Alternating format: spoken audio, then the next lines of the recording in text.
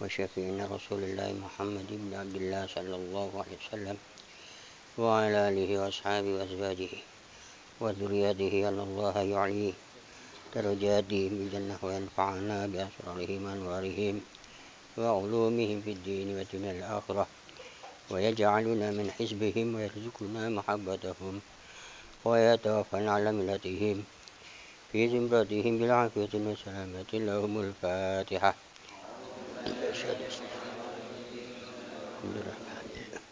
الرحمن إياك نعبد وإياك نستعين صراط الذين أنعمت عليهم.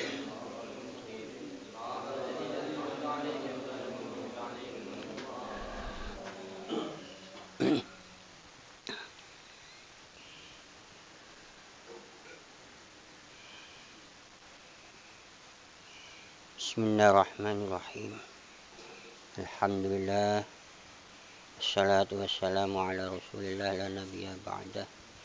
Sayyidina wa maulana Muhammadin sallallahu alaihi wasallam wa ala alihi wa sahbihi wa man walah, amma ba'du.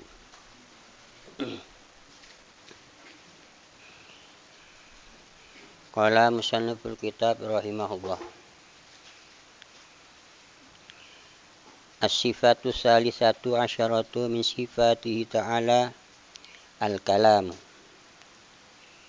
wa hiya sifatun qadimatun qaimatun bi dzatihi ta'ala laisat fi harfin wala sautin munazzahatun an taqaddumi wa ta'akhur wal i'rab wal bina fi khilafi kalamil hawadis. Para jamaah, kita melanjutkan pada pembahasan malam ini sampai pada pembahasan yang ke-13.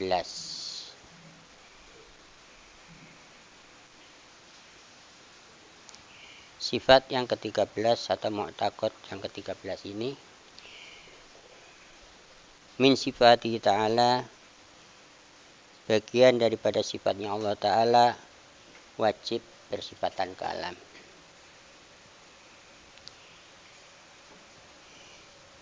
Sifat kalam ini adalah sifat ma'ani, bagaimana sifat ma'ani itu kudrat, iradah, ilmu, hayat, sama, basar, kalam.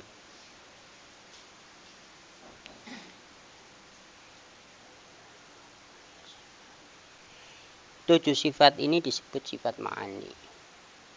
Sifat ma'ani adalah sifat yang qaim bi dzati ta'ala. Sifat ma'ani ini adalah sifat yang wujud pada dzatnya Allah Ta'ala. Sifat ini ada pada dzatnya Allah Ta'ala.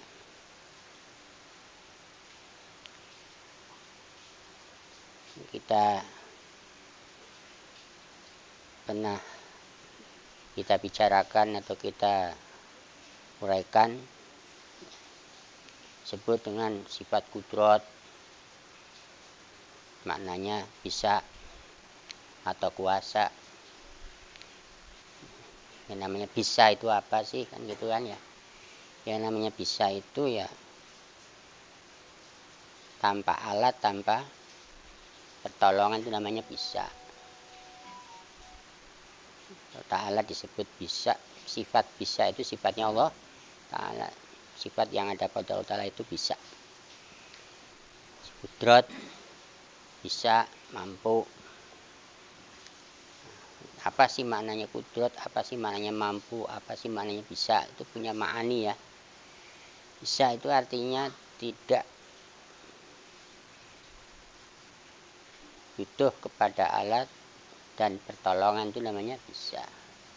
Kalau butuh kepada alat, ya namanya nggak bisa. Butuh pertolongan namanya nggak bisa. Ya tanya orang aku bisa lah ya. Orang aku bisa bikin nasi misalnya nih. Ente bisa bikin nasi? Bisa. Udah kalau ente bisa bikin nasi ya bikinlah.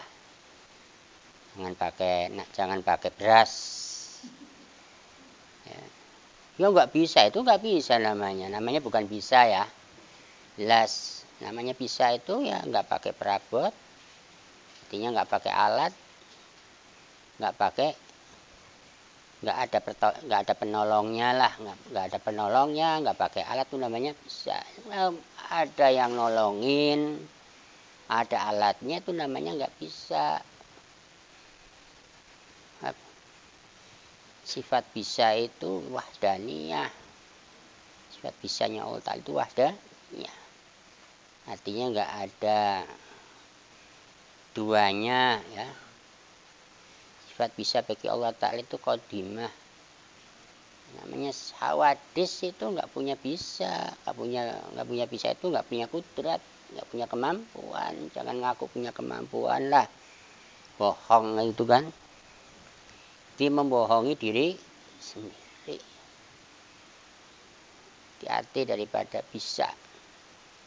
Kudrat bisa itu maknanya sifat ma'ani ini ada pada Allah Ta'ala. Maka sifat ma'aninya Allah Ta'ala itu kudrat, maknanya bisa atau kuasa atau mampu, atau bisa disebut mampu, bisa, kuasa.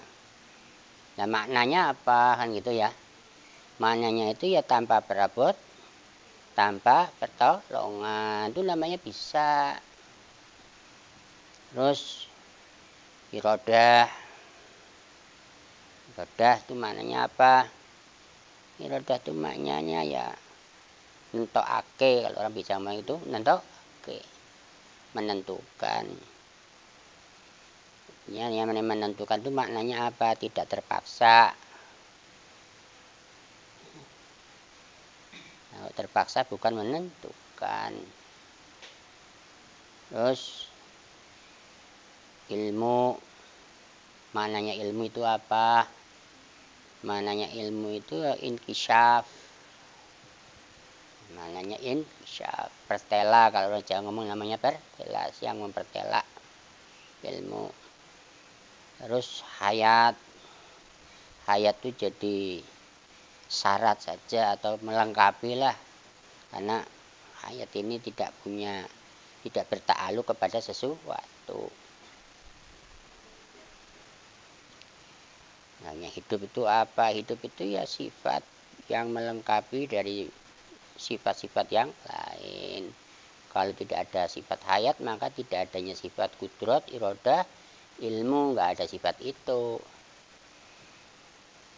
Terus jadi namanya hayat ini ya dibuktikan dengan sifat idrok. Sifat idrok ya. Kalau kita jarang itu sifat idrok itu kayak sifat ilmu. Kemudian sama basor. Sama basor itu punya makna inkisyaf juga, tapi ala wajil ihadah. Jadi bimana itidah. Inkisyaf bimana itidah. Kalau ilmu ada inkisyafil ma'lum. Jadi mulai kudrat, irodah, ilmu, sama basor itu semua bertakluk. Kalau kudrat itu disebut namanya ta'aluknya ta'aluk taksir. Ya, artinya ta'aluk taksir itu bertakluk kepada semua yang mungkin saja. Di kudrat, irodah itu bertakluk kepada semua yang mungkin. Semua yang mungkin ini, semua yang mungkin terjadi ini atau tidak terjadi itu ketakluk oleh kudrat dan irodah. Nah, sedangkan ilmu ya, bertakluk kepada maklumah. Semua apa yang wajib, mustahil, dan jaiz itu ketakluk oleh sifat ilmu. Kalau hayat ya tidak bertakluk kepada sesuatu. Bukan namanya, yang namanya hidup itu adalah kerja, ngawur, ngomong begitu ngawur ya. Itu jelas orang ngawur lah. Tapi kalau orang yang namanya kerja itu ya pasti hidup. Tapi kalau hidup belum tentu kerja.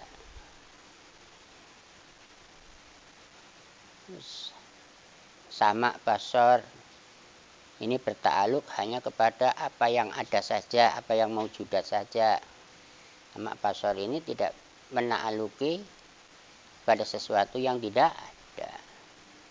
Kemudian sifat yang ke-13, bagian daripada sifat yang wajib bagi Allah Ta'ala itu kalam.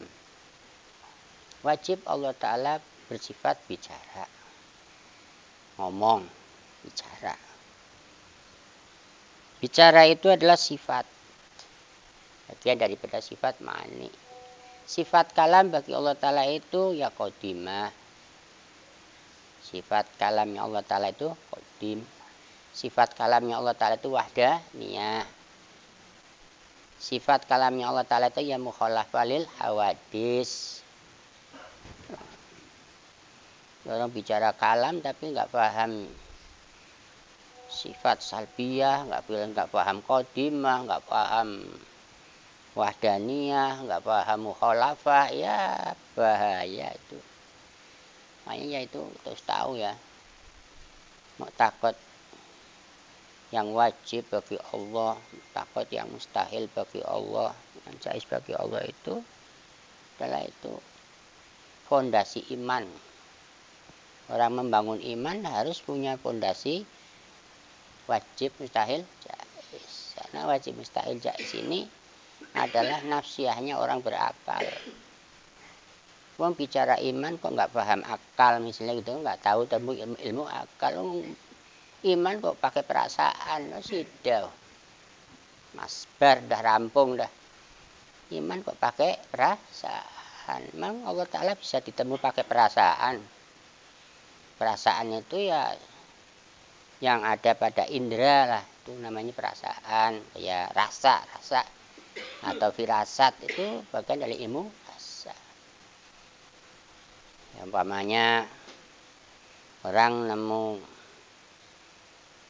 tangannya, nemu halus kasarnya benda misalnya, tangannya nemu halus kasarnya benda, mulutnya ngomong, mulut disuruh ngomong apa coba?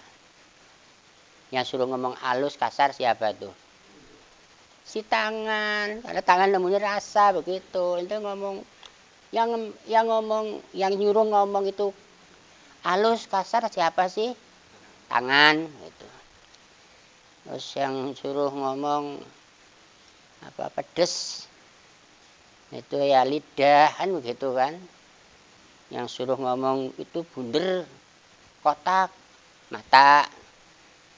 Gimana bisa menemukan Allah kalau begitu? Mana bisa menemukan Tuhan lah, ya tidak bisa lah. Mau menemukan, mau mengakui, mau mengimani Allah, mau mengimani Rasul, nggak ada dasarnya. Dasarnya pakai ilmu akli, nggak pakai ilmu akli. Akalnya nggak digunakan. Ya sampai mati pun nggak bakalan bisa berhasil keimanannya. Sampai mati nggak paham mana yang wajib bagi Allah, mana mustahil dan mana jaiz. Kalau sampai mati ya sudah rampung, udah kesempatan untuk beriman sudah nggak ada lagi. Temu malaikat Munkar wa Nakir ditanyain pedoman imannya apa, nggak bisa jawab.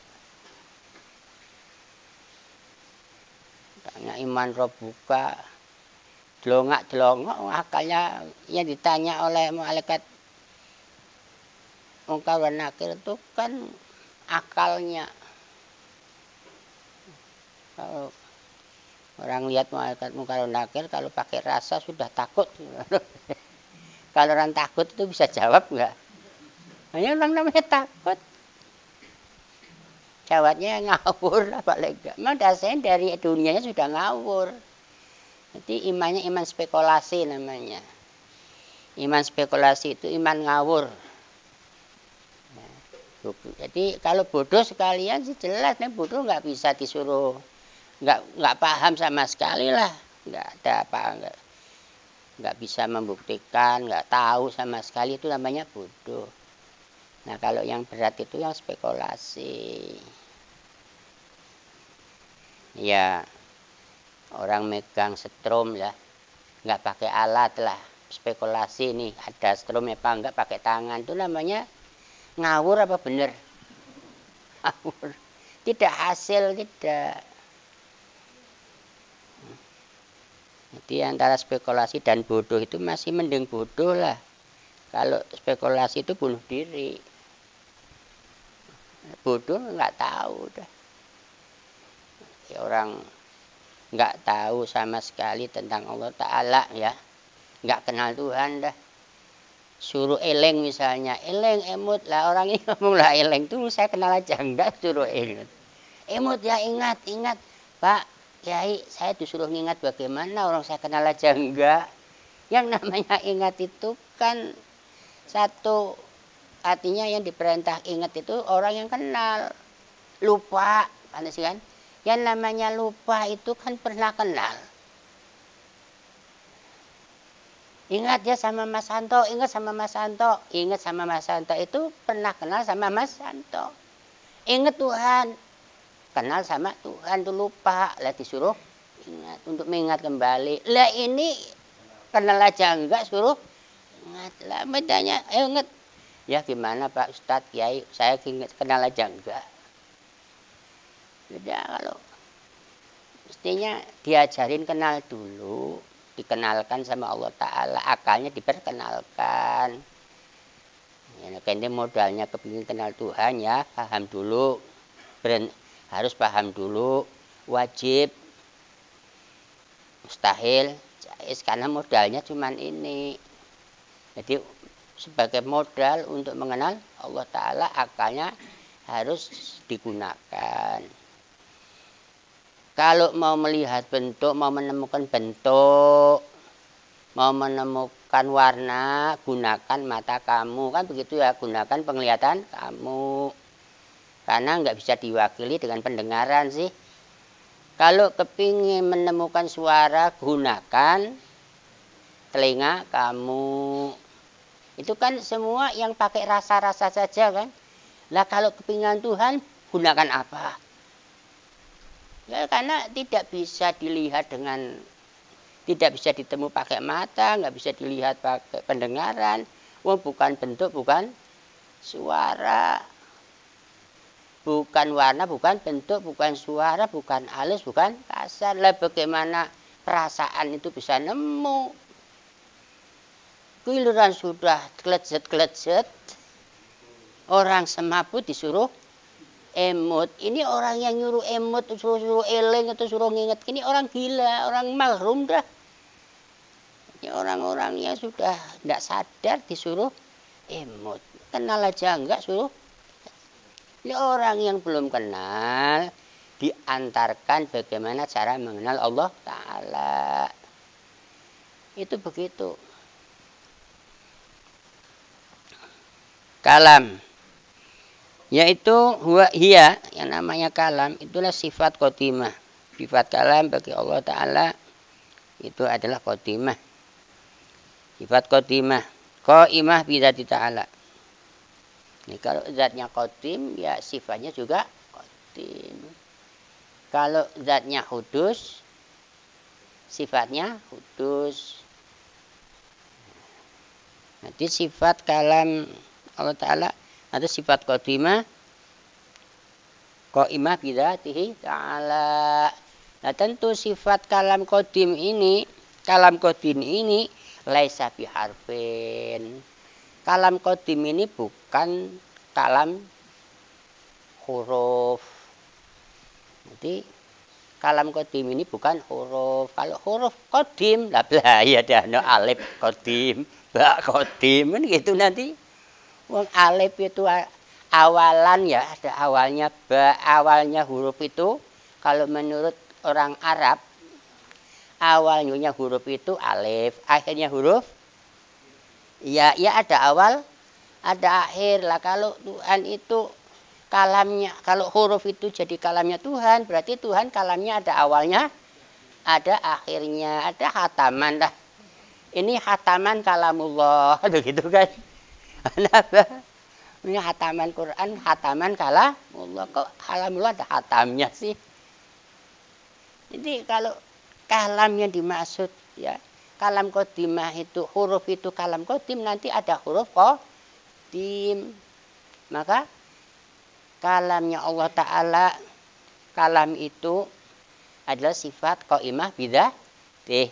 Kayak kalamnya Hawadis, kalamnya si Umar misalnya. Kalamnya Umar ya ada pada dirinya si Umar.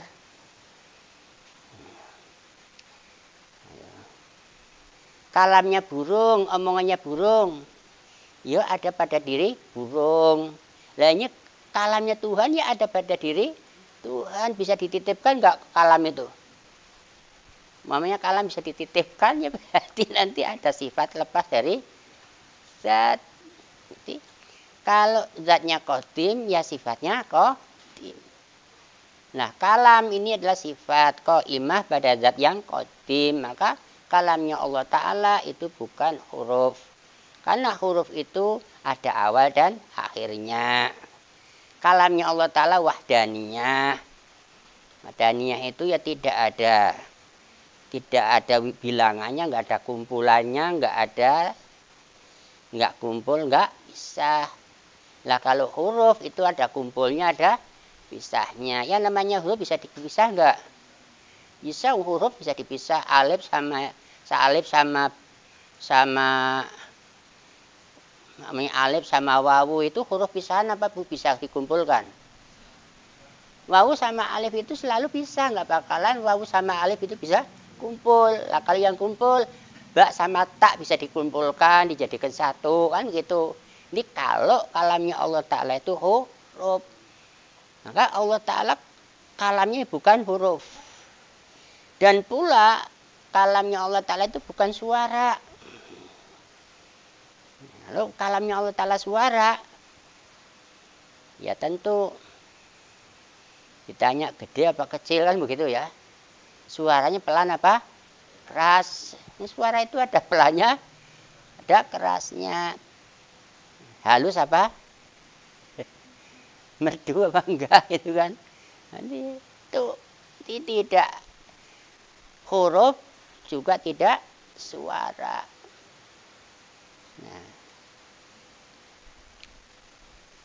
bukan huruf, bukan suara itu munazzahatun anit taqaddumi wat ta'khur.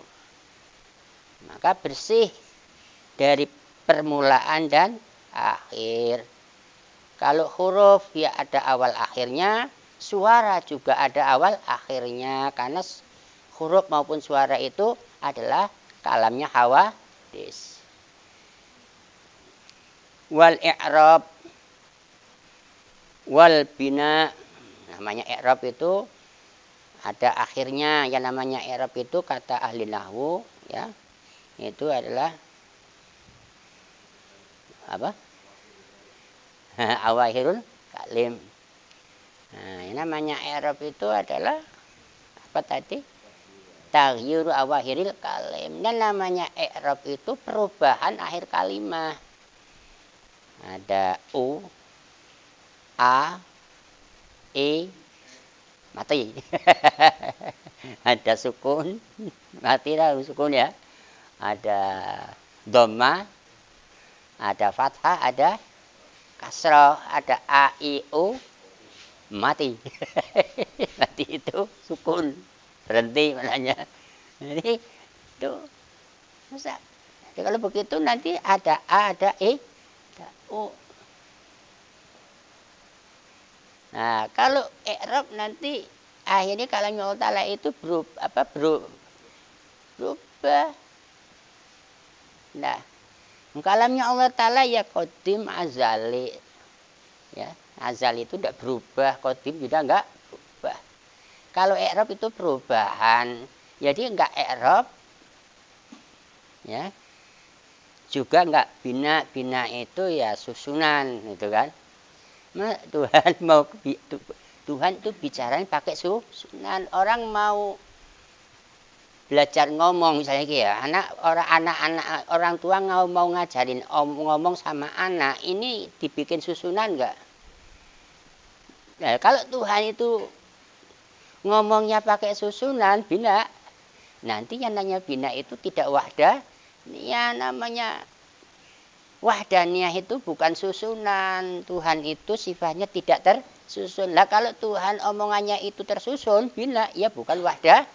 Nia, lah kalau tidak wahdaniyah, ya tentu tidak qadim, ya tidak mukhalafah, hasilnya mumasalah lil hawadis, itu mustahil. Ya. Walaisal muradu bi kalami ta'ala al-wajibatu lahu ta'ala alfazu syarif. Ya. Jadi bukan yang dimaksud kalamnya Allah Ta'ala atau kalam qadim atau kalam yang qaim bidzat itu. Kalam yang ada pada zatnya itu. Yang dimaksud itu, bukan yang dimaksud itu adalah lafaz yang mulia. Lafaz yang mulia itu Al-Quran ya. Artinya amanzilah ala Nabi yang diturunkan kepada Nabi Muhammad SAW.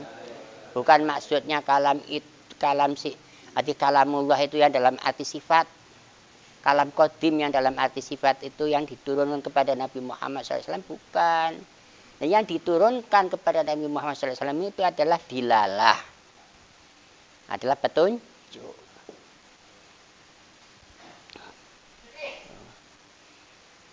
Kalau kalam yang diturun kepada Nabi Muhammad itu di mananya ada kalam qadim, nanti ada qadim di bawah hawadis. Jadi ada malaikat bawa Allah Ta'ala, dia Allah Ta'ala ini dibawa kan. Itu kalam kan ada pada zatnya, itu sifatnya Allah Ta'ala. Lah kalau yang diturunkan kepada Nabi Muhammad yang berupa lafaz mulia, berupa Al-Quran itu bukan sifatnya Allah Ta'ala. Harus kita hanya tahu sebatas itu saja. Allah Ta'ala itu kalamnya tidaklah ada awalnya, tidak berawal, tidak berakhir. Kalamnya Allah Ta'ala tidaklah tersusun. Kalamnya Allah Ta'ala itu tidaklah sama dengan makhluk. Ya, maka tentu bisa menggambarkan omongannya makhluk itu suara, huruf, tersusun. Lah yang demikian itu bukan kalamullah. Kalamullah tidak demikian. Nah ini terus Al-Quran yang diturun kepada Nabi Muhammad apa bukan itu kalam yang dalam makna bukan sifat. Itu kalam dilalah. Jangan sampai kita ini mencampur adukkan ya. Yang mana itu kalam dilalah dan mana itu kalam sifat. Kamu yang diturunkan kepada Nabi Muhammad ya, Al-Quran itu adalah lughatan wa haqiqatan. Artinya lafaz dan makna. Lah sedangkan kalam yang dimaksud di sini adalah sifat qaimah bi zat. Harus kita ya, harus paham kaidah apa? Harus paham mu'taqad lah. Kalau enggak paham mu'taqad yang demikian berat untuk mencapai iman itu sangat ya enggak bisa disebut orang beriman dah. Enggak punya fondasi apa-apa, enggak ada fondasinya. Iman kok enggak ada fondasinya. Lah bagaimana? Mau bangun rumah aja pakai fondasi. Lah bangun rumah kalau enggak ada fondasinya, nyiksa sama yang pakai enggak? Orang pakai rumah cakep rumahnya nih. Ya, tapi enggak ada fondasinya. Nah, angin roboh nyiksa kan? Jadi selama orang itu ya membangun iman tanpa fondasi, itu ibarat orang memakai rumah itu enggak ada fondasinya. Itu tersiksa enggak orang tersebut? Ya mau tidur ada angin ya tersiksa.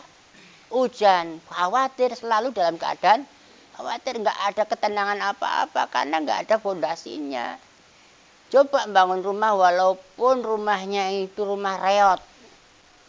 Rumah reot itu rumah jelek sekalipun bangunan rumahnya jelek tapi fondasinya kuat.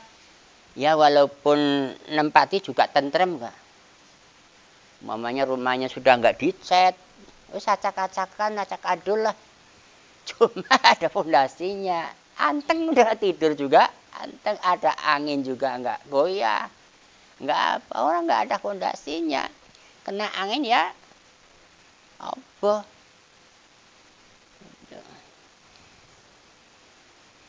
Mamanya ente percaya ya, ngaji sama ngaji sama orang-orang Asy'ariyah mamanya. Ngaji sama akidah sunnah, semua pada ngaku akidahnya sunnah, entah itu mujasimahnya, entah apa. Dia mengatakan masa Tuhan tidak bertangan misalnya ya.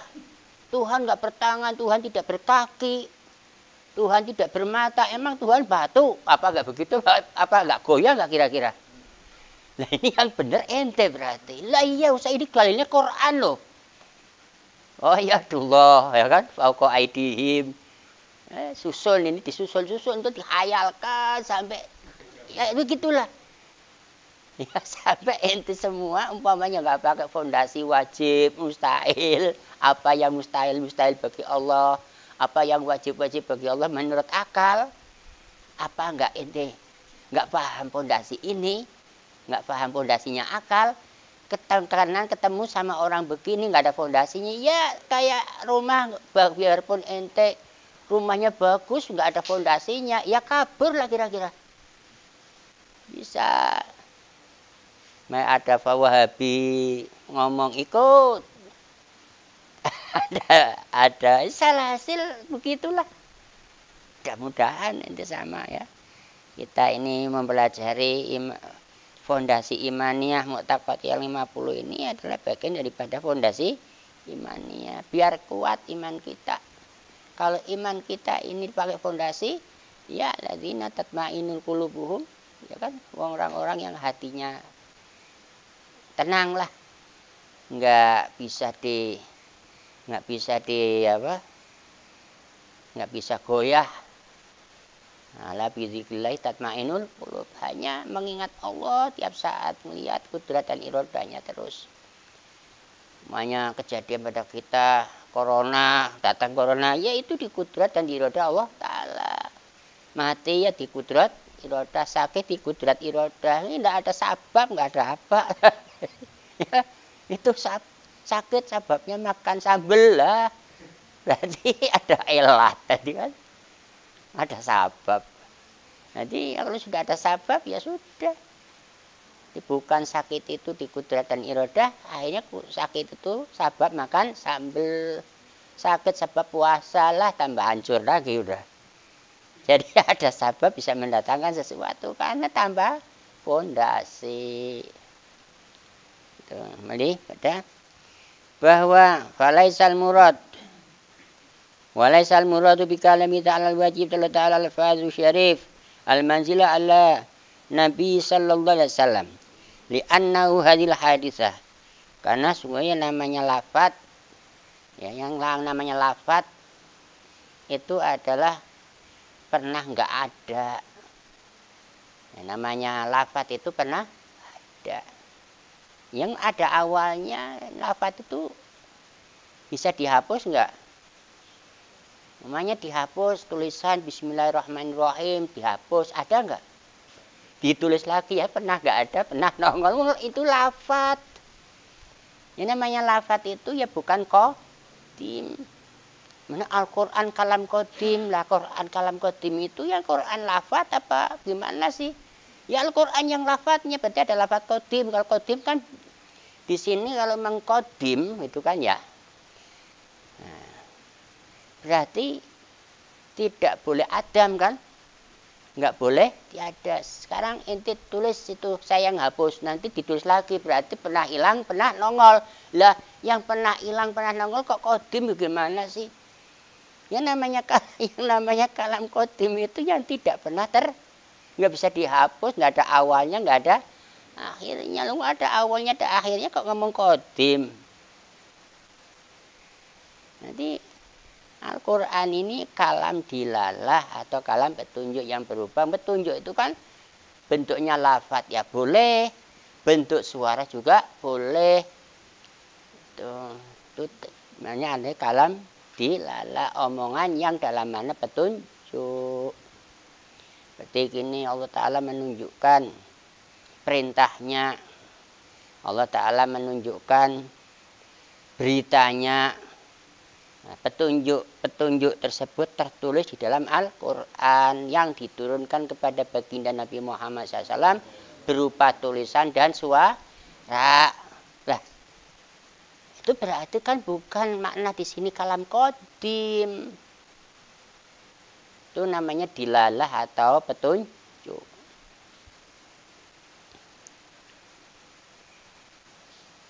Kemudian wasifatu qaimah bi dzati ala qadimah. Jadi kalau kita mengatakan apa yang disampaikan, apa yang diturunkan kepada Nabi Muhammad itu adalah hadisah, dan sedangkan kalamullah Ta'ala itu qadimah. Wa hadhihi mas'alatun ala taqaddumi wa ta'akhur wa i'rab wa suwar, dan artinya kalimah omongan yang diturunkan kepada Nabi itu tercakup di dalamnya ada awal, ada akhirnya, ada awalnya, ada akhirnya, dan ada i'rab, ya, perubahan ya, ada perubahan pada dibaca itu ada perubahan, ada a, ada e, ada o, kan gitu ya.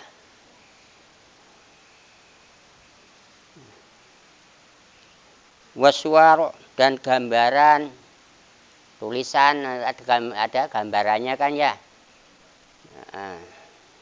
Lukisan. Wa ayat. Kemudian wasifatu qadimah khaliyah an jami'i dzalika.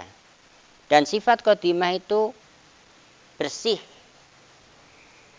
dari yang demikian. Ada sifat demikian, sifat qadimah atau kalam qadimah itu tidak demikian.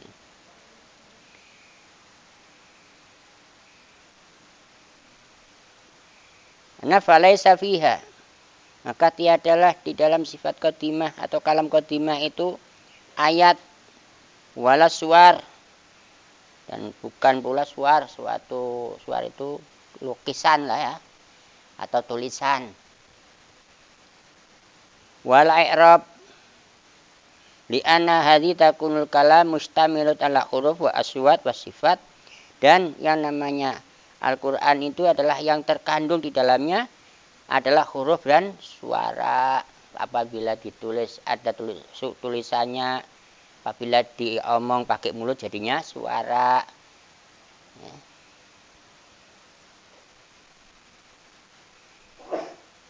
Wasifat qadimah, dan sifat qadimah, sifat kalam qadimah begitu ya. Sifat kalam qadimah itu munazzahatun anil huruf wal aswat. Dan sifat kalam qadimah itu bersih dari huruf dan suara. Kama taqaddama, seperti hal yang telah dibicarakan. Walaisat hadhi al-fat syarif dalatun ala sifat qadimah. Dan bukanlah namanya lafaz syarif itu jadi dalil atas sifat qadimah. Karena lafaz itu dalah alal makna. Yang namanya lafaz itu menunjukkan makna. Bukan lafaz itu menunjukkan qadim, bukan. Qadim kok pakai lafaz bukan. Tidak menunjukkan apa lafaz dalah ala makna, apa lafaz dalah ala qadim gitu kan. Nek lafaz itu jadi dalilnya qadim, berarti nanti ada yang dilafadzkan qadim, lafaznya itu begitu. Bukan itu.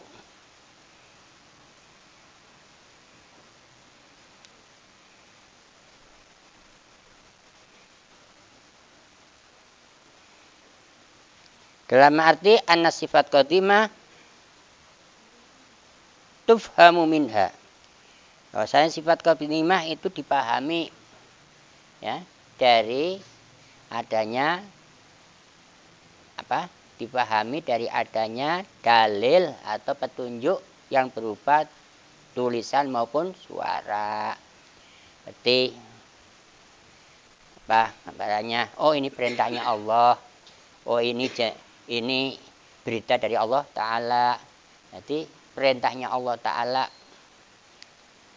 Ya, ada yang sebut berita gembira, berita ya, yang ada berita gembira, ada berita ancaman dan sebagainya. Ini tertuang di dalam Al-Quran. Ini gitu ya, isinya itu namanya kalam tauqifiyah namanya. Kalam tauqifiyah itu ya berhenti sajalah, berhenti di situ, berhenti kepada lafaz dan makna. Nah, sifat qadimah itu ada pada zatnya Allah Ta'ala. Jadi kalau kita ngomong sifat qadimah kalamullah dalam makna di sini adalah sifat qaimah bidzati ta'ala, itu berhenti, jangan terus dilanjut. Ya, dilanjut arti di sini dibayang-bayangkan lah, nggak begitu, karena sifatnya Allah Ta'ala nggak bisa dibayangkan sebagaimana sifatnya makhluk, nggak ada gambarannya lah. Kalau Al-Quran kan bisa digambarkan, ditulis, disuarakan, buat diadu kan. Ini sekarang zamannya lagi lomba, sama lomba itu kan sama dengan ya memang dasar seneng ngadu ya, apa saja jadi apa alat aduan lah. Punya ayam bukan untuk petelur, bukan pejantan, ya diadu. Ya apa manfaatnya lah, kalau memang bisa diadu manfaat menghasilkan hadiah itu kan ya. Ya sih begitulah namanya. Para botoh-botoh kan paling seneng begitu. Ya. Namanya baca ada jurinya, ya apa-apa yang ada jurinya itu berarti ada pertarungan kan. Ini Quran sama ayat-ayat Al-Quran jadi pertarungan. Belajar Al-Quran, ngaji, suaranya meling-meling itu ya. Yang hasilnya bukan untuk dipahami bahwa ini adalah dilalah petunjuk-petunjuk dari Allah Ta'ala, tapi hasilnya tadi buat apa? Aduan, diadu suaranya. Enak bener suaranya. Lah mananya apa? Nggak paham deh, yang penting suaranya enak. Itu suaranya enak, mahrotnya pas. Ya ada jurinya. Terus dapat apa? Dapat hadiah. Ya yes, begitulah namanya para botoh-botoh. Ya, namanya botoh-botoh ya, yang itu kan sampai ayo saya taruhan saya pasti menang ini. Itu botoh begitu. Jadi temu ayam ya jadi buat botoh. Yang namanya jiwa-jiwa, watak-watak, otak-otak penjudi. Apa saja jadi alat taruhan ente. Ayam ya jadi alat taruhan. Sampai orang mati jadi alat taruhan ente. Lah bagaimana nggak jadi alat taruhan? Ini ada orang mati pakai jenazah ditaruh di dalam peti. Dia cukup nunggu di tempat pemakaman. Ini nanti orang mati yang datang yang pertama laki apa perempuan? Ini taruhan ini. Orang mati aja jadi taruhan. Memang otak-otak judi. Apa saja jadi. Ya begitu, itu sudah.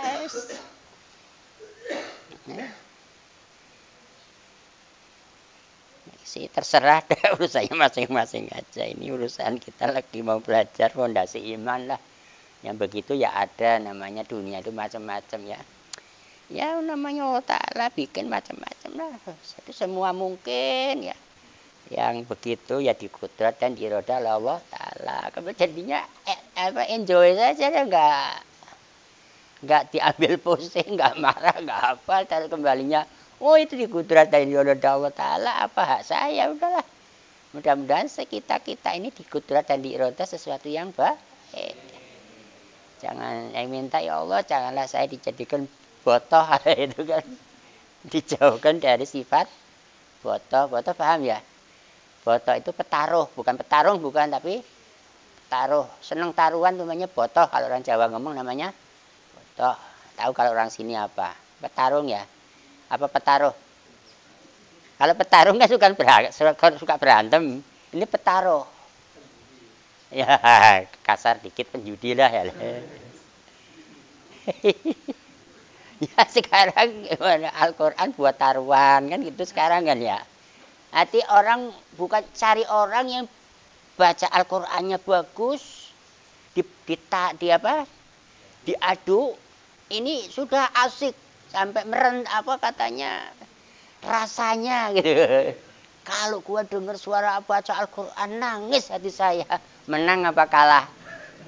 Dengar suaranya nangis.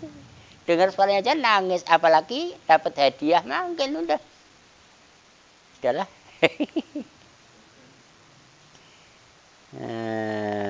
Walaysat hadhil alfaz syarif dalatun ala sifat qatimah, bimana anna sifat qatimah tufhamu minha. Jadi sifat qatimah itu dipahami dari dalahnya. Jadi sifat qatimah itu dipahami dari apa yang dibicarakan Al-Qur'an. Oh, ini kalamullah yang dalam mana qadim. Oh, ini kalamullah yang dalam mana adalah kudus, gitu kan? Artinya di sini Allah Ta'ala menunjukkan sesuatu yang baru. Ya. Seperti apa? Allah Ta'ala menunjukkan terjadinya hari kiamat. Nah, ini Allah Ta'ala menunjukkan sesuatu yang baru. Allah Ta'ala bicara tentang nikmatnya orang ahli surga. Itu mananya apa? Dipahami bahwa ini Allah Ta'ala menunjukkan sesuatu yang baru. Itu. Bukan Allahnya baru, bukan. Nanti apa yang dibikin ini baru. Seperti nikmatnya surga ya baru. Ya, nikmat apa? Azabnya neraka baru. Kiamat baru. Semua yang namanya apa yang dijadikan oleh Allah Ta'ala itu ya baru. Nah, terus bisa dipahami apa yang baru itu tentu tidak bisa menjadikan manfaat apa-apa.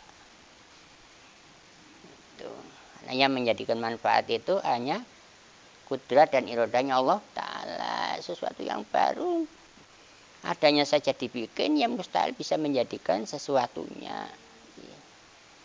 Surga bikin nikmat ya mustahil. Neraka bikin apa? Neraka bikin sakit, api bikin panas ya mustahil. Jadi semua nikmat-nikmatnya orang mukmin, berarti nikmat-nikmatnya orang itu imannya betul-betul ada fondasinya. Dikasih surga, ya nggak tahu surga nggak jadiin nikmat. Kasih neraka nggak jadiin siksaan. Yang menyiksa, yang menjadikan nikmat itu hanya Allah Ta'ala. Nggak karena sabab. Ya.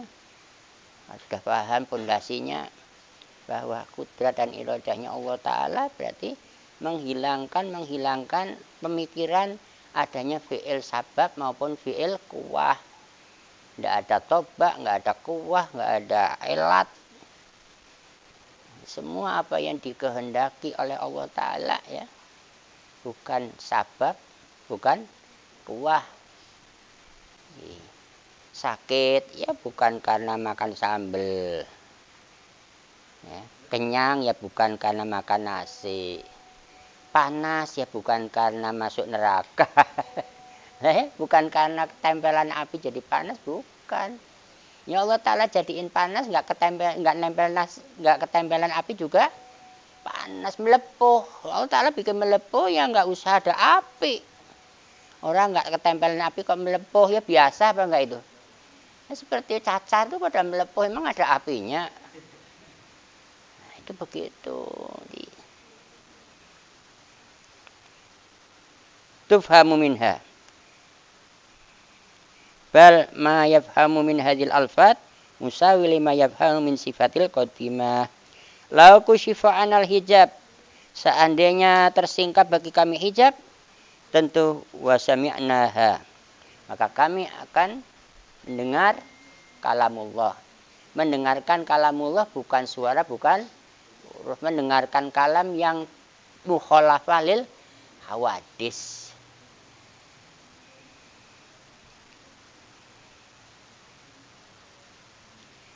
Fahasilu hadhil alfat hadhi tadullu ala makna.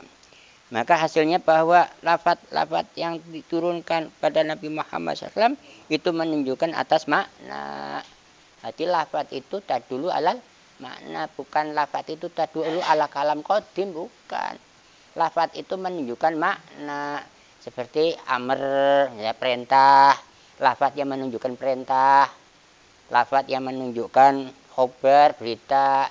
Lafat yang menunjukkan berita gembira, lafat yang menunjukkan berita kesulitan, komplit lah, ya. Nah, semua itu hanya bisa dipahami. Maka yang namanya Al-Quran, kalam Al-Quran itu, Al-Quran itu adalah kalam yang mananya lughah wal lughawi wa haqiqat, lughatan wa haqiqatan. Tadi lughah dan hakikat, lafaz dan makna. Lafaz terus makna, begitu.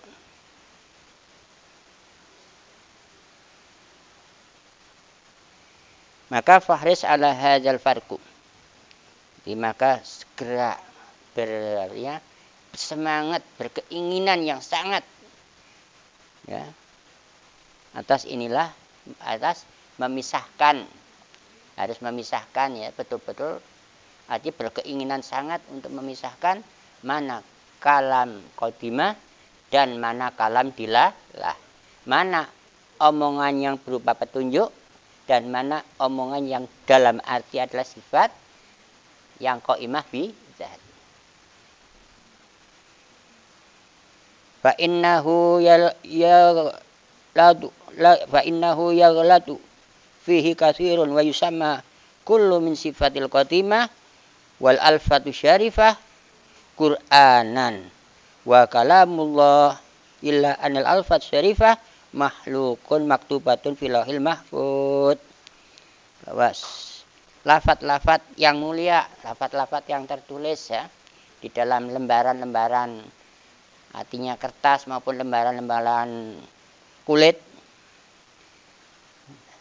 itu maktubatun fil lauhil mahfuz, yang ditulis di dalam lauhil mahfuz. Jadi apa yang disampaikan kepada Nabi Muhammad yang berupa Al-Quran ini adalah yang ditulis di dalam lauhil mahfuz. Lauhil mahfuz itu artinya ya papan tulis lah. Jadi kalau ada papan itu kan bisa berupa kertas, ada papan yang berupa kulit. Nah, kayak kertas ini ikut mulia, ikut diciumin, ya, ikut dimuliakan karena di situ ada tulisan, nah, dia tulisan yang berupa Al-Quran. Jadi ada dalil, jadi dalil kalamullah, kalam dilalah, kalam petunjuk dari Allah Ta'ala. Ada tulisan ini suatu surat, surat, ya, tulisan berupa surat. Surat ini apa maknanya? Surat adalah petunjuk. Surat ini adalah salinan. Quran yang kita baca ini salinan yang ada di dalam lauhil mahfuz, sebagai salinan di lauhil mahfuz. Jadi apa yang ada di lauhil mahfuz itu terus tertuang di lembaran-lembaran kertas, lembaran-lembaran kulit, kemudian ditaklif, disusun. Itu adalah sebagaimana tadi salinan fotokopi Quran yang tertulis di dalam lauhil mahfuz. Dan apa yang tertulis di dalam lauhil mahfuz tentu kan makhluk. Yang lauhil mahfuz apa bukan makhluk? Masa yang ditulis kok qadim? Lauhil mahfuznya kudus, tulisannya qadim. Mang qadim sama kudus bisa ngumpul? Ya mustahil lah. Ya, Al-Quran itu kalam qadim. Kok qadim di dalam lemari? Ini kan? Masa qadim ada di dalam lemari? Udah. Harus pisahkan dulu. Memisahkan paham yang demikian. Oh tapi ini yang ngomong kan Kiai Al-Quran qadim kan gitu. Bodoh. Itu urusannya masa bodoh. Kita nggak ikut-ikutan dah. Itu Al-Quran itu adalah makhluk. Lah bagaimana bukan makhluk kan gitu ya? Al-Quran itu ditulis, difotokopi, ditaruh di mana? Barang tulisan kok bukan makhluk. Apa kalau tulisan bukan makhluk? Ya kholik, nanti ada tulisan, oh itu Tuhan di dalam Quran kan begitu ya. Al-Quran itu sifatnya Tuhan ada di dalam kan Al-Quran, apa enggak keblinger nantinya. Terserah ya. Nah, gitu. Nah, di sini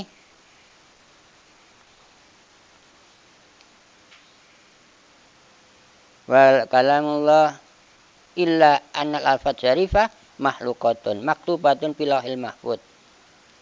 Nuzila biha Jibril alaihi salam ala Nabi sallallahu alaihi wasallam ba'da an nuzilat fi lailatul qadar fi lailatul qadri fi baitil izzah mahalun fis sama'i dunya.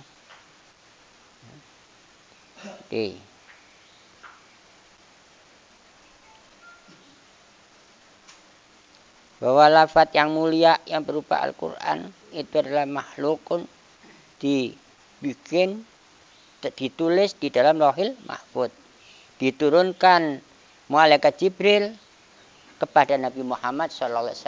Jadi malaikat Jibril diturunkan kepada Nabi Muhammad SAW dengan membawa Al-Quran itu di langit dunia ya, di malam Lailatul Qadar. Mudah-mudahan malam ini kita masuk di dalam malam Lailatul Qadar, di malam yang sangat manfaat sekali ya. Malam yang mempunyai kebaikan, hadiah lah. Jadi kita dihadiahi malam ini, dihadiahi amal-amal yang apabila dihitung ya, itu bagaikan 1000 bulan. Itu kalau kita ngaji ya hadiahnya kayak ngaji sekarang ini itu kayak ngaji 83 tahun. Ya Allah ya nikmat gitu ya. Tapi ada lagi amal yang lebih hebat daripada amal yang terdapat dalam Lailatul Qadar. Seperti apa? Nadhar. Nanti nadhar melihat dalil-dalilnya, melihat sifat-sifat Allah Ta'ala, melihat dalil daripada sifatnya Allah Ta'ala. Di sini nazar pada sifat-sifatnya Allah Ta'ala. Nazar apa yang wajib bagi Allah Ta'ala. Sa'ah seketika ini kayak pahalanya kayak sholat daim. Sholat daim ya bayangkan ente beribadah berapa? 7.000 ya? 1.000? 1.000 tahun. 1.000 tahun apa?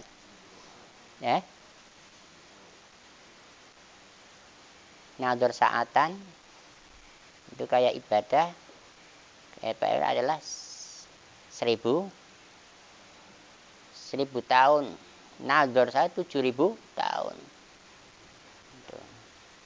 Jadi orang nador sa'ah itu pahalanya itu bagaikan ibadah full 7.000 tahun. Jadi mamanya kalau sholat itu 7.000 tahun sholat roh. Nah, ya sholat daim itu begitu. Makanya orang yang nazar, akalnya buat nazar pada sifat-sifatnya Allah, ya itu kayak sholat daim lah. Nggak cerita, nggak ngelihat pahala, wis lah saking nikmatnya orang nggak ngelihat pahala. Kayak orang mengerjakan sesuatu karena seneng, itu nggak ngelihat gajinya, nggak ngelihat bayarannya lah. Karena apa? Ya orang lihat bininya sendiri, jadi ngelihat seneng lah ya. Itu nggak ngelihat tentang bini pengopain apa karena sudah seneng lihat itu. Kalau beda orangnya nggak seneng, sumpek. Orang lihat bininya cerewet, sumpeknya bukan main. Jadi ada orang lewat seneng, ada orang lihat sumpek. Ya contoh gini ya, orang rasanya sudah bosen ya, namanya ngelihat terus lama-lama bosen enggak? Pertama kita ya punya bini, pertama ngelihat bini kita seneng, pulang lagi lihat lagi, pulang lihat lagi, lama-lama juga bosan. Makanya cari lagi itu karena bosan itu. Ya, untung bini kita nggak kayak kita sifatnya. Nah kalau bini kita sifatnya kayak kita, ngelihat kita sumpek, tapi nggak bisa cari lagi, sumpek sesumpek tapi nggak bisa cari lagi. Karena apa? Makanya kadang-kadang kita diusir, sudah sana mas cari duit, karena sumpek lihat kita di rumah terus. Jadi gitu deh, adanya PSBB apa-apa, ini artinya berdiam di rumah. Ini ada dua, ada yang bininya sumpek. Ujian bagi kaum wanita sebenarnya. Ujian bagi kaum wanita, mau nggak mau ngadepin lakinya pagi sore di rumah terus, nggak ada kerjaannya, nggak ada imkan sama sekali. Akhirnya sumpek-sumpek, dah kamu yang cuci, kamu yang, ya nurut aja lakinya karena merasa ya mau apa lagi. Suruh nyuci ya her, ngepel ya her. Jadi nggak keluar dari, tetap yang namanya sumpek diusir-usir juga. Nah itu orang melihat dari pandangan cinta, ada orang melihat pandangan sumpek. Itu ya namanya sifat dunia begitu. Dunia itu tempatnya sumpek, kata Sayyidina Ali. Taunya Sayyidina Ali ditanya, ya Amirul Mukminin, Sa'asifulakumani dunia, terangkan kepada kami dunia, apa sih enaknya di dunia, katanya. Jadi apa yang ada di dalam kandungan dunia, pada orang pada sibuk betah di dalam dunia. Kata Sayyidina Ali, apa yang akan aku terangkan sama ente, orang yang pada betah di dunia? Kalau menurut saya, kata Sayyidina Ali, darun awaluha ana wa akhiruha fana. Tempatnya sumpek di dunia, bukan tempat senang, bukan. Ya coba sekarang gini, di rumah terus sumpek, di luar terus pingin pulang-pulang, pingin keluar, mana senangnya? Naik mobil terus, makan terus, berai ya, makan terus berai, perutnya ngomong berai kan, udah nurut. Karena yang ngatur suruh terus, suruh berhenti itu mana? Perutnya. Mulut masih mau, perutnya larang, cukup, udah. Ntar nunggu lagi, lapar. Jadi orang takut lapar, padahal lapar itu diarep-arep. Orang kenyang kepingin, masih enak-enaknya kok kenyang. Perut sudah nggak mau ini. Padahal mulut masih asik, tapi perut yang nggak mau. Jadi itulah begitu. Darun awaluha anak wa akhiruha fana, tempat sumpek. Ya kalau nggak sumpek kan orang pengen di rumah terus ya. Nah, untung ada waktunya. Ada waktunya apa? Dicabut kesumpekannya berupa kematian. Jadi orang yang hidupnya di dunia itu dicabut, hidupnya di dunia itu berarti dicabut kesumpekannya. Jadi sumpek aja betah lah. Itu. Kembali bahwa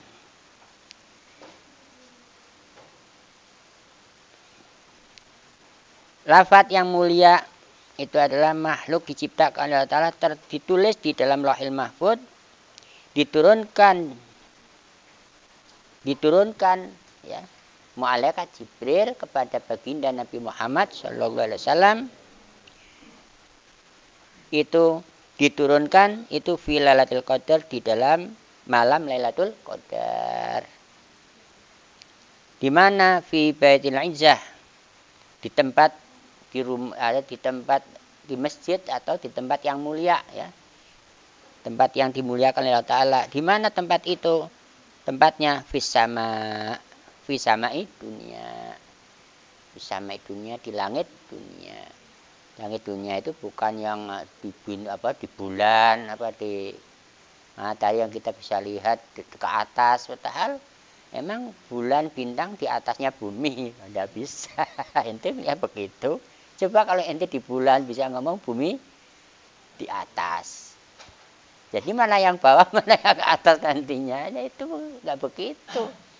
Jadi bumi ini bukan di atasnya bulan, juga bukan di bawahnya bulan. Terus gimana? Ya bumi punya atas sendiri, punya bawah sendiri. Jadi nggak usah menghadirkan bulan maupun matahari. Ya. Apa ya namanya jirim itu kan tetap punya jihad sendiri. Ya, jadi umpamanya tidak menjadi jihad yang lain, tidak menjadi arah yang lain, tapi dia punya arah sendiri. Itu memang sifatnya jirim itu demikian.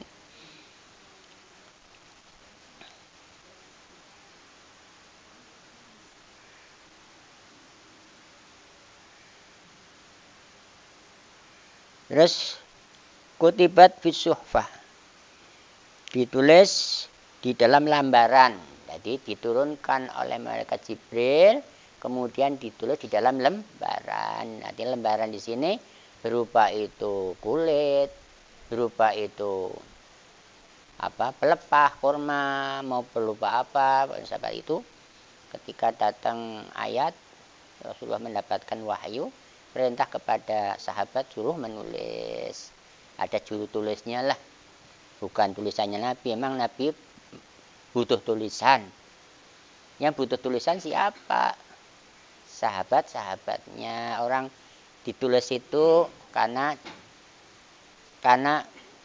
tahu dirinya itu lupa. Kalau Nabi ya nggak bakalan lupa. Nabi baca Al-Quran nggak bakalan keceletut. Celetot paham? Celetot itu artinya kayak mulut itu kepleset ya. Muni ain pakainya hamzah a, padahal ain. Nabi enggak kepleset sama sekali. Kalau Nabi kepleset ya namanya lisannya lisan ajam namanya. Lisannya orang biasa. Lisannya Nabi lisan yang khusus, lisan yang fasih. Yang tidak kalau ketekuk ketekuk itu yang hadis hurufnya makharijil hurufnya, keluarnya huruf itu keliru. Nah, itu mustahil itu terjadi pada Nabi. Maka dengan ditulis itu hikmahnya Nabi suruh nulis, Nabi tahu kalau kamu itu tidak seperti saya. Kalau saya tidak butuh tulisan. Lah disebut namanya ummi. Ummi itu nggak bisa baca, nggak bisa nulis, maksudnya nggak butuh tulisan, nggak butuh bacaan, wong hafal. Sahabat-sahabatnya saja mayoritas hafal, apalagi nabinya, gitu ya. Orang kayak rekaman gitu, Nabi menyampaikan ayat langsung kayak direkam, sahabatnya langsung rekam. Lah yang suka lupa suruh nulis, ditulis, dikumpul-kumpulkan. Ketika masa sahabat ketika Nabi itu pulang ke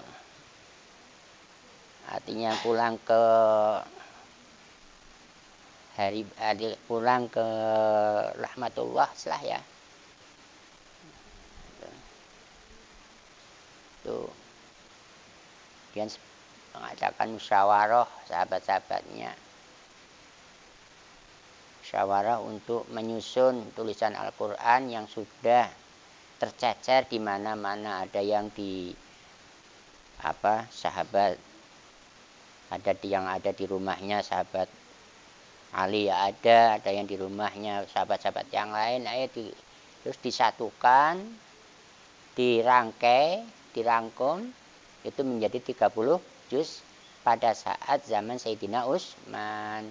Jadi disusun dijadikan satu itu pada zamannya Sayyidina Utsman. pada zaman Nabi ya, itu banyak orang-orang yang hafid Quran, banyak yang gugur. Ada sampai menurut riwayat tuh ada 20.000 sahabat Nabi ya, itu yang gugur di dalam sebuah penipuan seorang pengkhianat.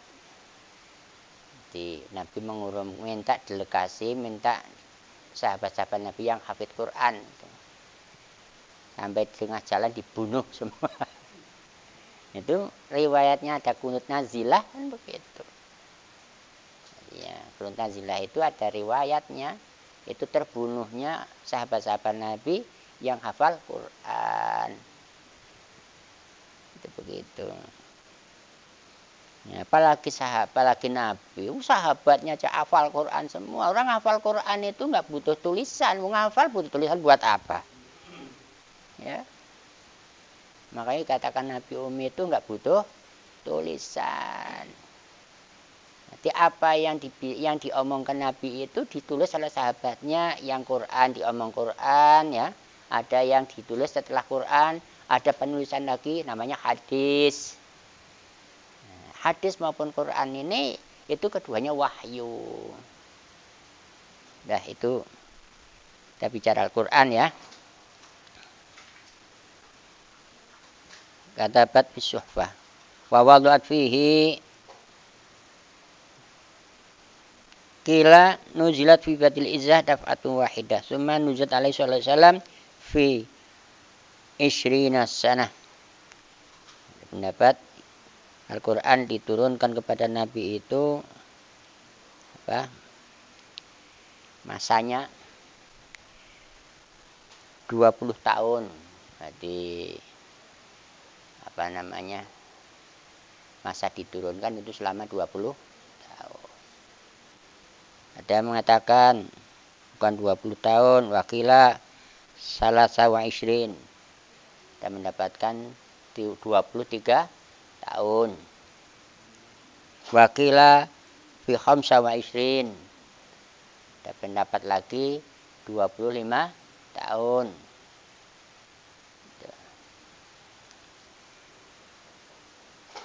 Wakila kana yanzilu fi batil izzah itu filalil qadar bi qadar ma yanzilu fi kulli sanah.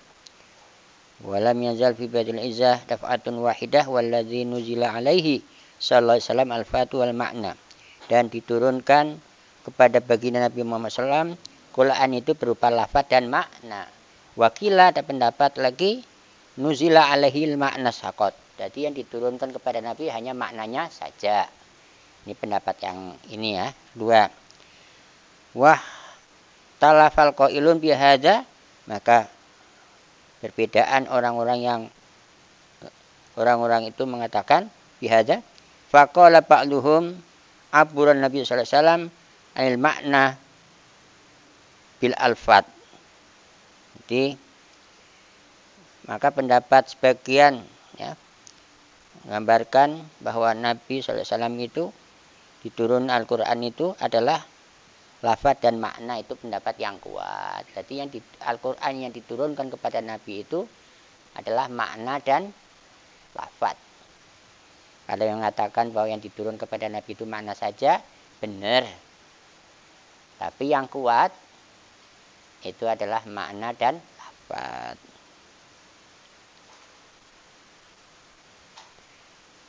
Wal wa tahqiq annaha nuzat lafaz wal makna, dan tahqiq artinya yang kuat ya.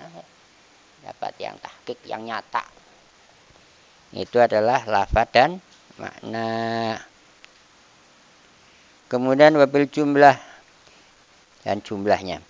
Fasifatu qadimah biha bidzati ta'ala qadimah. Maka sifat yang ada atau sifat kalam yang ada pada Allah Ta'ala itu qadimah. Laisa fi harfin wala sautin. Bukan suara dan juga bukan huruf. Bukan huruf dan juga bukan suara. Nah di sini orang Mu'tazilah ini iskal, kesulitan. Masa ada kalam bukan suara bukan huruf, bagaimana sih? Orang ini orang Mu'tazilah ini bingung hadapi orang pendapat ahli sunnah. Orang Islam mengatakan Quran bahwa kalamullah itu bukan suara, bukan huruf. Bagaimana ada kalam yang bukan suara, bukan huruf? Nih, wong menjawab kok sifatnya Allah bagaimana ya? Nah bagaimana? Ada kalam yang bukan suara, bukan huruf, itu iskal sekali orang Mu'tazilah. Sulit nerimanya, ya namanya orang Mu'tazilah kan begitu. Karena dia punya paham bahwa kalamnya Allah Ta'ala itu adalah makhluk. Jika orang Mu'tazilah mengatakan kalamnya Allah Ta'ala itu adalah makhluk. Allah Ta'ala bikin kalam. Di suara dan huruf. Itu pendapat orang Mu'tazilah. Ketika orang ahli sunnah menganggap bahwa kalamullah bukan suara, bukan huruf. Loh, bingung, sulit terimanya. Ya begitulah kerjanya orang Mu'tazilah. Maka ahli sunnah menjawab begini. Fa'ajab ahli sunnah. Loh, bagaimana kamu bingung? Ya, bagaimana kamu sulit nerima begini? Bi anna hadisan nafsi adalah kalamun yatakallamu bi isahsun fi nafsihi min ghairi harfin wala sautin. Bahwa bagaimana ente bingung? Wong ente juga punya kalam yang bukan suara, bukan huruf. Bahkan itu aslinya kalam loh. Aslinya kalam itu yang bukan huruf, bukan suara. Artinya aslinya kalam itu kalam hati, omongan di hati. Itu asli itu omongan itu. Yang dipahami oleh dirinya sendiri. Ya misalnya ada orang sholat ya. Nah, ingatannya kemana-mana. Lafadznya Allahu Akbar. Tapi ya omongan hatinya kemana-mana. Tadi siapa yang mau ngasih duit anak ya? Tadi duit anak saya taruh di mana? Ini ngomong dia, ngomong sendiri hatinya. Nah omongan ini ada suara hurufnya enggak? Enggak ada. Itu aslinya kalam kan demikian. Walaupun mulutnya itu pinjem.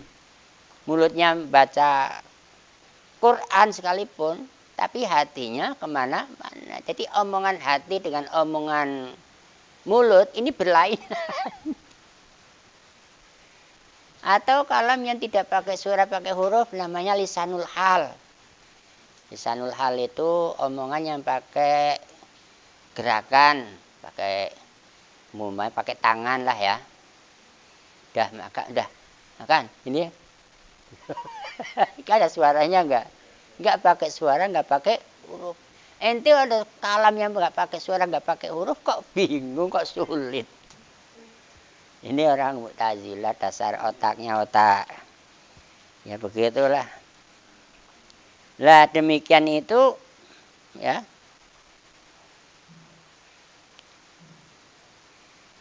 Nah, di sini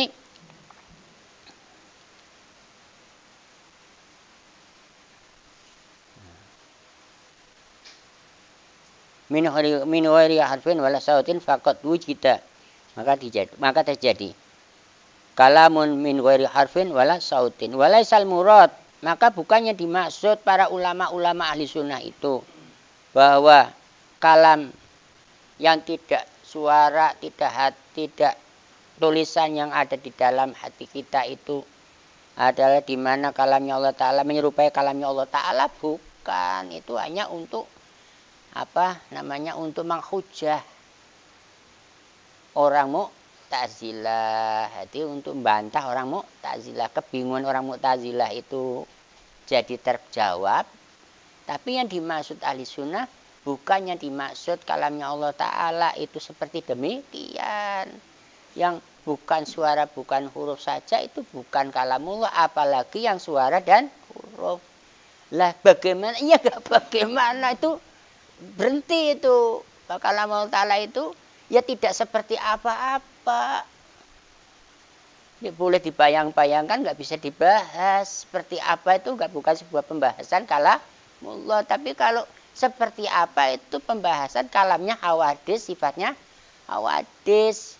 Dan bagaimana itu sifatnya Allah Ta'ala kok bagaimana? Ya enggak bagaimana. Berhenti dah kalau sudah kalamullah itu qadimah. Nah itu, hati kalamullah itu qadimah. Mukhalafalil hawadis wahdaniyah itu kalamullah yang tidak seperti apa-apa. Itu.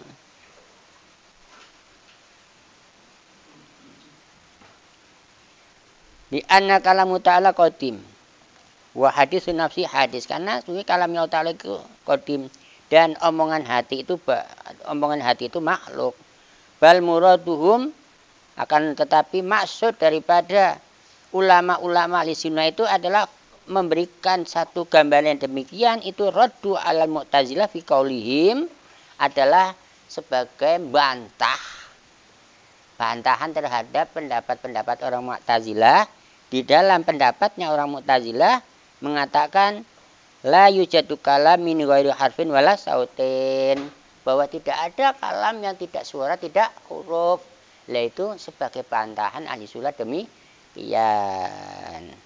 Wa dalilu wujubi kalami ta'ala qauluhu ta'ala wa kalamullah Musa taklima. Dan tanda buktinya, pembuktian daripada wajibnya Allah Ta'ala itu bersifatan kalam, sebagaimana artinya Allah Ta'ala menunjukkan di dalam sifat kalamnya, itu adalah wa kalamullah Musa taklima. Allah Ta'ala berbicara kepada Nabi Musa. Nah, Allah Ta'ala berbicara kepada Musa, maknanya Allah memberikan wahyu kepada Nabi Isa, kepada Nabi Musa. Faqat asbata li nafsihi. Faqat asbata fi nafsihi bukan maknanya maka telah menetapkan di dalam dirinya itu kalaman. Maka Allah Ta'ala kok menetapkan dirinya kalam. Maksudnya Allah Ta'ala padahal kok menetapkan begitu. Maknanya faqat asbata li nafsi kalaman itu maka telah menunjukkan begitu. Jadi Allah Ta'ala telah menunjukkan dirinya persifatan kalam. Jadi Allah Ta'ala menunjukkan persifatan kalam itu seperti di dalam Al-Quran. Jadi di dalam Al-Quran Allah Ta'ala menunjukkan dirinya persifatan kalam. Allah menunjukkan dirinya perintah. Namanya di dalam Al-Quran ini kalam dilalah, petunjuk atau kalam dalil begitulah. Dalilnya perintahnya, dalil beritanya, semua ada tercakup di dalam Al-Quran. Bukan jadi dalil kalam qadim, bukan ya.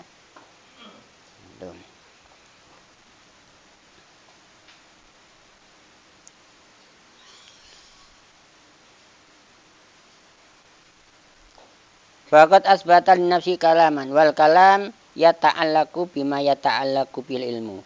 Dan kalam itu bertakluk sebagaimana takluknya ilmu. Jadi kalam ini bertakluk kepada maklum saja. Artinya kalamnya Allah Ta'ala bertakluk kepada wajibat, mustahilat, jaizat sebagaimana takluknya ilmu. Takluknya kalam ini takluk dilalah namanya. Takluknya ilmu takluk inkisyaf. Tapi muta'alaknya yang dita'aluki ya sebagaimana muta'alaknya ilmu, maklumah.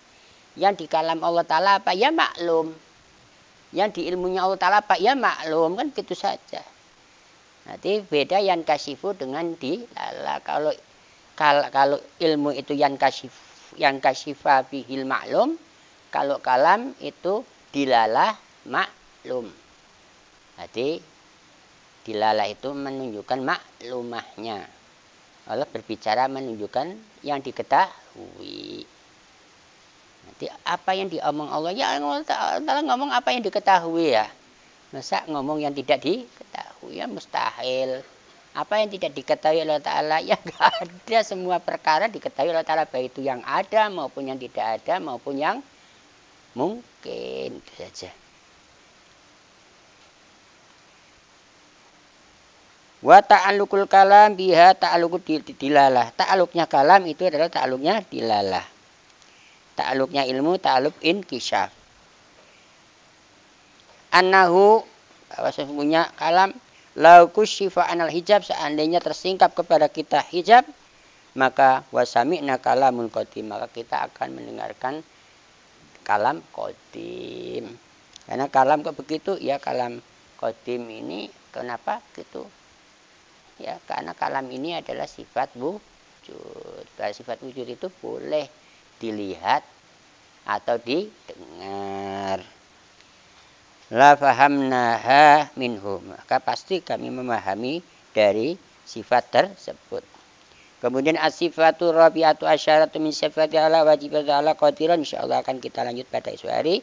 Kita sampai nanti pada pembahasan sifat makna wiyah al-Fatihah. A'udzubillahi minasyaitonir rajim. Bismillahirrahmanirrahim. Alhamdulillahirabbil alamin arrahmanir rahim. Iyyaka na'budu wa iyyaka nasta'in ihdinas siratal mustaqim. Siratal ladzina an'amta 'alaihim. Ya